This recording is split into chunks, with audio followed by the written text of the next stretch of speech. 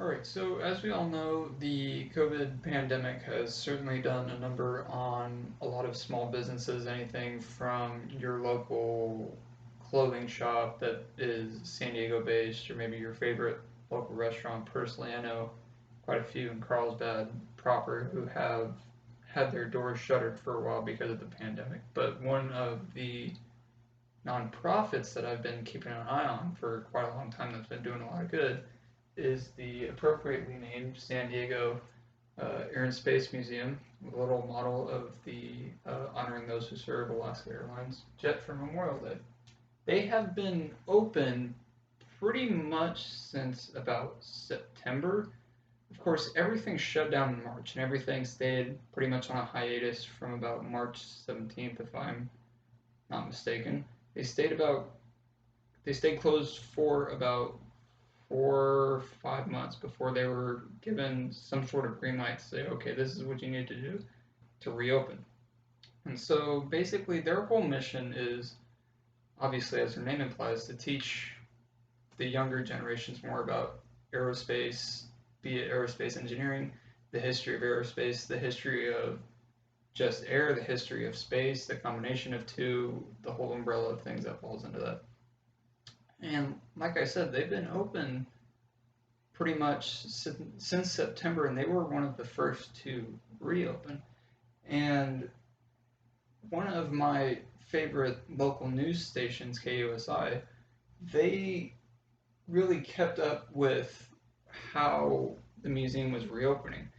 And pretty much what they did at the start of the pandemic is they gave virtual tours of certain exhibits. They gave a tour of Exhibit A, they gave a virtual tour of Exhibit B, they gave a virtual tour of one of the old Navy fighter jets that they have in there that is currently still trying to be saved, as far as I know, before it gets sent off to another owner or if it gets scrapped or something else. But they pretty much were still trying to adapt as best as they could given the current situation, still trying to offer those learning services to be it parents, young families, young kids, even people my age and older who still are always in the quest for learning.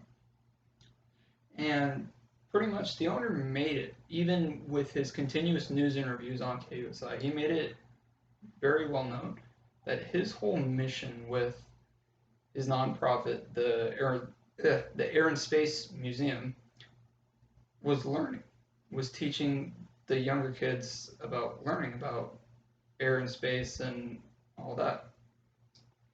And pretty much the exhibits themselves are anything from, as I mentioned earlier, former fighter planes who'd lived maybe their glory days in another life. Uh, 3D screens, which I have been there and I have seen stuff on their 3D screens. Basically, it's this giant auditorium that has a great big screen on it. And it's circular shaped in a sense, but it's projected kind of weird the way it's laid out. But it's a great big screen that you can see all these documentaries on. And they have all kinds of exhibits like that, and they really did their best to try and give more more virtual tours of that. And the big issue with the pandemic is that obviously it closed that, and for about 4 or 5 months there really was no learning avenue as far as Air and Space, because now the predominant Air and Space Museum has had its doors closed for a couple of months. Now, the recovery period was slow, yes, but the museum was also at the front of the pack leading the reopening. As I mentioned earlier, that news station KUSI, they always continually they continued to carry different businesses, different organizations that were leading the forefront of the effort to get reopened back in July, August. And the Air and Space Museum was one of those. And according to the San Diego Union Tribune, they were literally the first museum to reopen in San Diego County. There is no exaggerating that. They were the first one open. And it included this big reopening plan that basically they followed all the local guidance, they followed all the CDC guidance, they followed pretty much everything common sense, which right now can seem in very short supply of. And so they did everything that they needed to so that when that first day that they could be open came, they were more than ready to go. And according to the Air and Space Museum website itself, they outlined pretty much all of these same COVID regulations that you find at a restaurant, you find at a small business, you'd find at Target, you'd find at Best Buy, all these different places. They had pretty much the same exact stuff with a few new additions. They added, for one, the elimination of cash outright, because obviously, if you're using just a card, it's 9 times out of 10 just you putting a card into something and then that's it. Whereas if you have cash, now you're touching it, who knows who's touched it before, and now the person taking it has also touched it, so who knows? And that doesn't help with safety guidelines, so it just goes to show that they really wanted to stay open. They really wanted to do what they could so that they could continue that learning experience for people. So they were ready to take all the measures that they needed to. And another one that they included was encouraging online buying, which basically says that they encourage online ticket sales so that you wouldn't have to go wait in line with a whole bunch of other people at the museum proper, which may sound counterintuitive depending on how many people they have in the museum, but overall I think that's another good idea.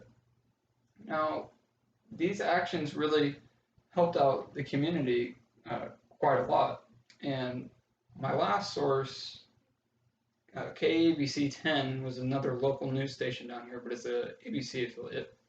They also had covered the museum quite extensively, and pretty much these measures allowed them, as I said earlier, to be ready opening day. So when, I don't remember what day in July or August it was, or no, it was September. I know for a fact it was September. They had one day in September where we got back into the red tier of our color-coded system, and the county was ready to give the green light, and the museum was ready to go.